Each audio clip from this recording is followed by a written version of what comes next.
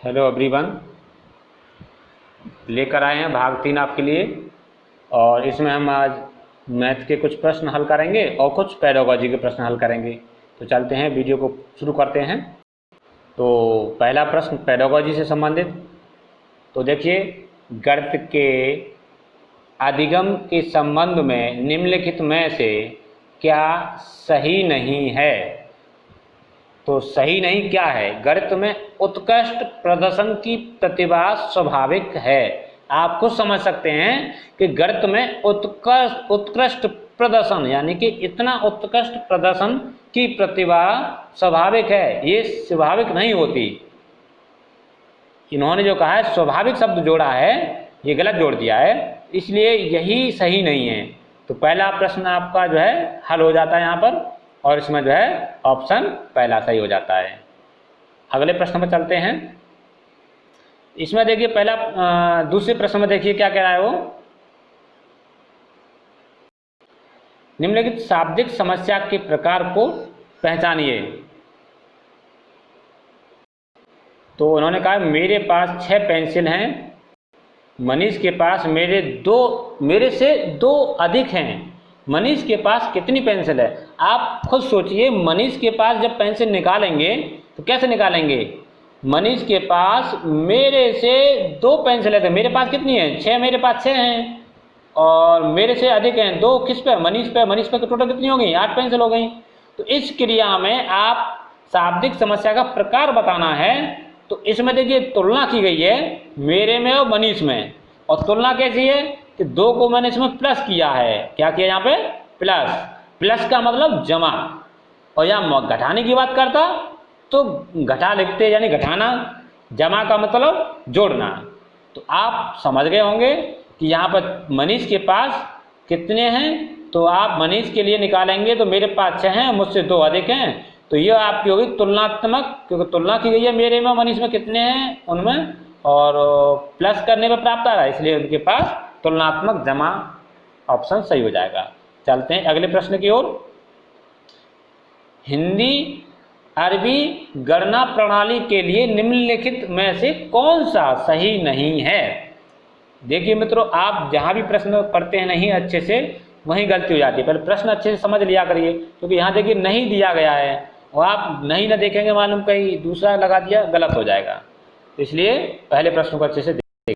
तो देखिए इसमें कहा है, पहला ऑप्शन है इसका, एक संख्या में अंक की स्थिति इसका मान बताती है। तो गणित में अभी गणना में सही है, उसका जो है कहीं भी अंक होगा उसकी स्थिति उसका मान दर्शाती है। ये इसमें फैक्ट सही है, इसमें गलत नहीं है, सही है। दूसरा ऑप्शन दिया है यह योगात्मक प्रकृति का है। हाँ, इसमें योग की प्रक्रियाएं होती है, प्रकृति का है, इसमें भी कोई गलत नहीं है। इसमें आधार 2 की प्रणाली का पालन किया जाता है। तो देखिए ये आधार 2 का जो पालन किया जाता है वो बाइनरी नंबर सिस्टम में किया जाता है, जिसे हिंदी में कहते हैं द्विआधारी संख्याएं। जिसमें आपको कभी कभी प्रश्न पूछा जाए, देखो 1 0 1 1 ऐसे करके लिखा होगा और यहाँ 2 लिखा होगा। ये आधारित जो होती है संख्या वो होती है बाइनरी नंबर सिस्टम होता है। बाइनरी नंबर बोलेंगे इन्हें हिंदी में कहते हैं द्विआधारी संख्याएं, वो उसमें चलता है, यहाँ नहीं। तो ये वाला ऑप्शन आपको गलत दे रखा है, तीसरा वाला। तो उन्होंने पूछा कौन सा सही नहीं है, तो आप इसे सही कर देंगे कि ऑप्शन आपका तीसरा वाला सही नहीं है, इसे भर देंगे गोले में, ठीक है, ऑप्शन 3 को। चलते हैं अगले प्रश्न की ओर। अगला प्रश्न है, प्राथमिक स्तर पर ज्यामिति के अध्यापन के लिए वांछनीय प्रक्रियाएं पहचानिए। कि वांछनीय कौन सी प्रक्रियाएं हैं? प्राथमिक स्तर पर ज्यामिति को सरल मूलभूत आकृतियों की पहचान तक सीमित रखना चाहिए। अरे सरल तक ही क्यों? जब सरल समझ में आ जाए तो उससे थोड़ा हार्ड लेना चाहिए बच्चों को समझाने के लिए। तो ये ऑप्शन हमारे हिसाब से गलत है। अध्यापक को प्रारंभ में सरल आकृतियों की स्पष्ट परिभाषा देनी चाहिए और उदाहरण सिखाने चाहिए। ये भी हमारे हिसाब से थोड़ा लग रहा है, लेकिन इतना नहीं सुटेबल लग रहा। चलिए अगला देखते हैं। बच्चों को प्रचुर अवसर दिए जाने चाहिए। देखिए यहाँ देखो एक शब्द दिया है कि बच्चों को, प्राइमरी लेवल की बात की है इन्होंने, क्योंकि हम बच्चों को प्राइमरी लेवल में अधिक मात्रा में उन्हें अवसर देना चाहिए, जिससे कि उनके अंदर हेजिटेशन खत्म हो और वो कुछ सीखें, ठीक है। और अगर प्राइमरी लेवल में हम मान लीजिए स्पष्ट परिभाषा देते हैं और उन्हें तो वहाँ इतना वो नहीं लगता सुटेबल, लेकिन जो बच्चों को प्रचुर अवसर दिए जाने चाहिए जिससे कि वे दिक् स्थान की अंतर्दशी समझ को विकसित कर सकें, तो ये ऑप्शन इसका सही है, तीसरा वाला। तो इस प्रश्न का ऑप्शन सही होता है 3। चलते हैं अगले प्रश्न की ओर।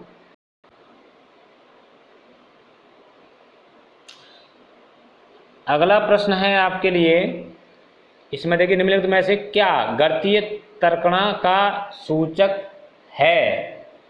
तो इसमें देखिए ऑप्शन जो दिया गया है, गणितीय संकल्पनाओं की परिभाषा देने की क्षमता। तो गणितीय तर्कणा की बात की है, तर्क शक्ति की बात की गई है। तो तर्क शक्ति के बारे में पूछा तो परिभाषा देने से हमें कोई मतलब नहीं है। गणितीय प्रक्रिया की तर्क संगतता देने की क्षमता, ये ऑप्शन सही है। इसमें निपुणता, ये निपुणता से भी मतलब नहीं है। सूत्रों को स्मरण करने से क्षमता, ये भी गलत है। आपका ऑप्शन हो जाता है दूसरा सही, ठीक है। गणितीय प्रक्रिया की तर्क संगतता, यानी कि तर्कणा की बात की है तो तर्क संगतता से संबंधित होती है। तो आप यहाँ ऑप्शन सही हो जाता है दूसरा वाला। चलते हैं अगले प्रश्न की ओर।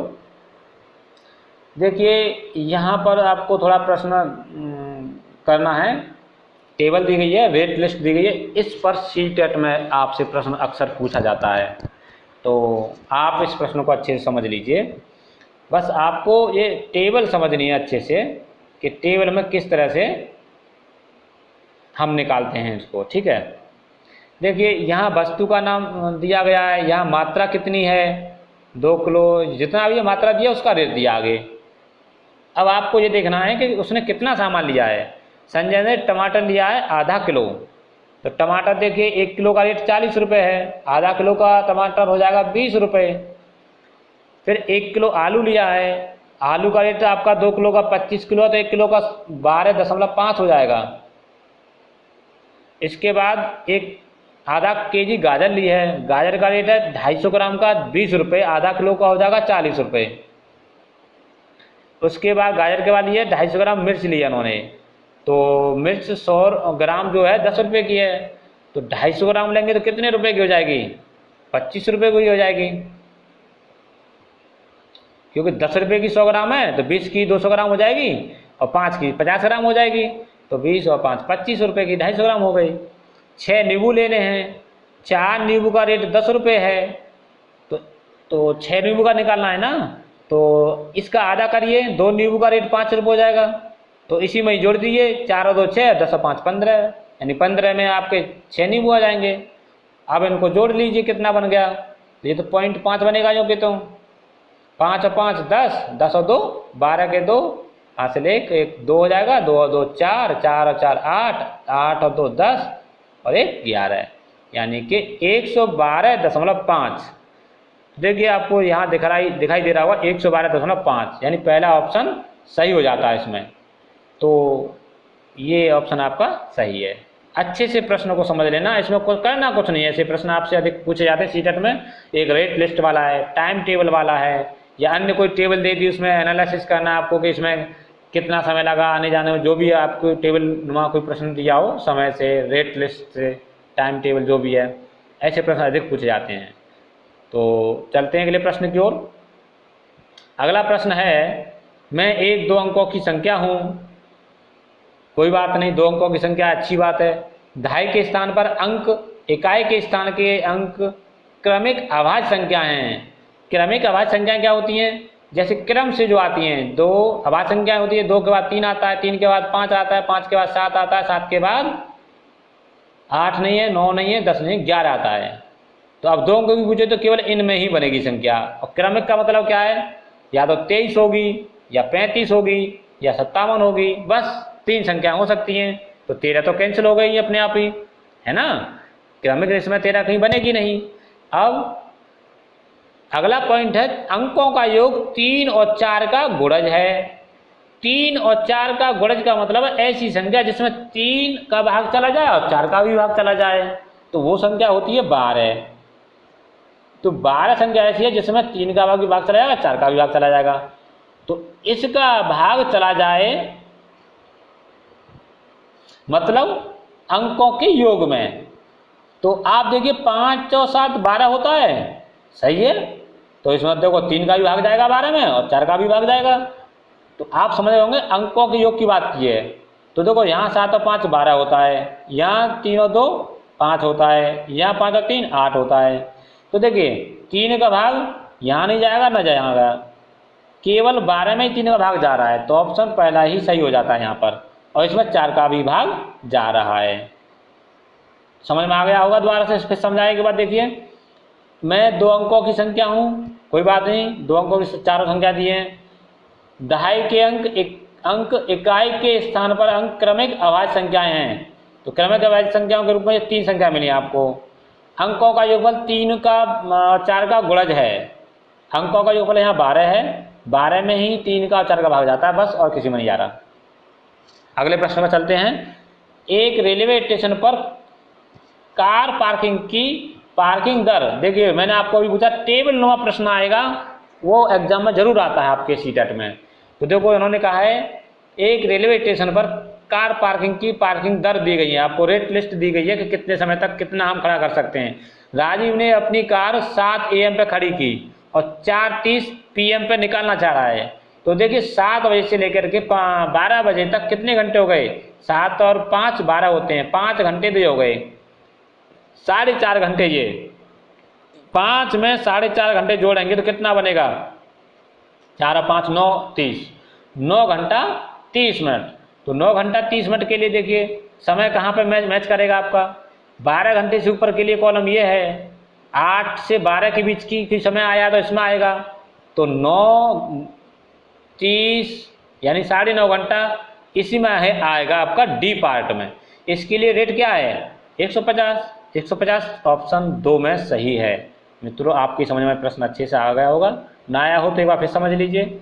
7 से लेकर के 12 तक 5 घंटे बनेंगे और 5 के बाद 4.5 घंटे ये हैं, तो 9 घंटे 30 मिनट बनेंगे।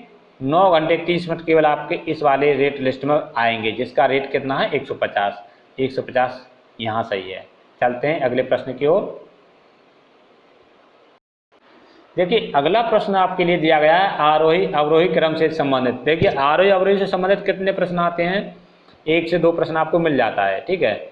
तो यहाँ आरोही का मतलब है सबसे छोटी संख्या पहले लिख जाएगी और उसके बाद फिर बड़ी, फिर उसके बाद और बड़ी और लास्ट में सबसे बड़ी संख्या। तो आप समझ रहे होंगे सबसे छोटी संख्या देखिए ये वाली है इसमें, ठीक है। और तो सबसे पहले संख्या आपकी 0.77 आएगी। इसके बाद इससे बड़ी संख्या कौन सी होगी, इससे बड़ी संख्या जो है ये वाली संख्या देखिए 7.007। इससे बड़ी फिर देखिए ये वाली संख्या है 7.07। फिर इससे बड़ी जो ली जाएगी 07 से बड़ी, तो वो जो आएगी आपकी 7.70। फिर उसके बाद ये वाली संख्या आ जाएगी 7.707। ये सबसे बड़ी संख्या होगी इसमें, ठीक है। अब आप अपने आप निकाल सकते हो उसमें से तृतीय स्थान पर तीसरे नंबर पर 7.07 ऑप्शन सही होता है आपका तीसरा। चलते हैं इस वीडियो के अंतिम प्रश्न पर। एक 5 अंकों की संख्या में, देखिए 5 अंक की संख्या के बारे में बात कर रहे हैं। सबसे पहले मैं आपको बता दूं कि आप 5 स्थान खाली लिख लीजिए, 1 2 3 4 5। अब आप ये देखिए इन्होंने कहा है दहाई के स्थान का अंक 8 है, तो दहाई का स्थान ये वाला होता है, ये वाला इकाई का है। इकाई के स्थान का अंक दहाई के स्थान के अंक का 1/4 है। 4 का भाग कर दो, 8 में 2 बार जा रहा है, तो 2 आएगा इकाई का अंक, चौथाई भाग है ना 8 का, 8 का चौथा भाग निकालेंगे 2 आएगा। 1000 के स्थान का अंक 0 है, ये यहाँ पर 0 है। अब इतने में ही समझ जाइए 082 लास्ट में किस में है, गलत होगा। देखिए यहाँ का है 1000 के स्थान का अंक 0 है, इकाई, दहाई, सैकड़ा, 1000वें स्थान पे। तो अब देखिए इन तीनों में देखिए सैकड़े के स्थान पर 0 दिया है, तो तीनों गलत हो गए, केवल ये वाला सही है आपका, ऑप्शन 4, ठीक है। और नहीं तो थोड़ा सा हल्का लीजिए, देखो और समझ लीजिए इसका 1 2। अब इसके बाद है 10,000वें, नहीं 0 गया, 100वें का अंक इकाई के स्थान का दुगना है, तो ये इकाई, दहाई, सैकड़ा, यहाँ पर अंक जो लिया जाएगा इकाई का दुगना है, तो दुगना करेंगे इसका कितना आएगा 4। फिर 10,000वें स्थान का अंक इकाई के स्थान का तिगना है, इकाई 2 है, जिसका 3 गुना कर दिए, 3 दूनी 6, तो 60 4 82, 60 4 82, ये ऑप्शन आपका 4 सही हो जाता है। तो आज की वीडियो में बस इतना ही, मिलते हैं अगली वीडियो में। Thank you for watching this video.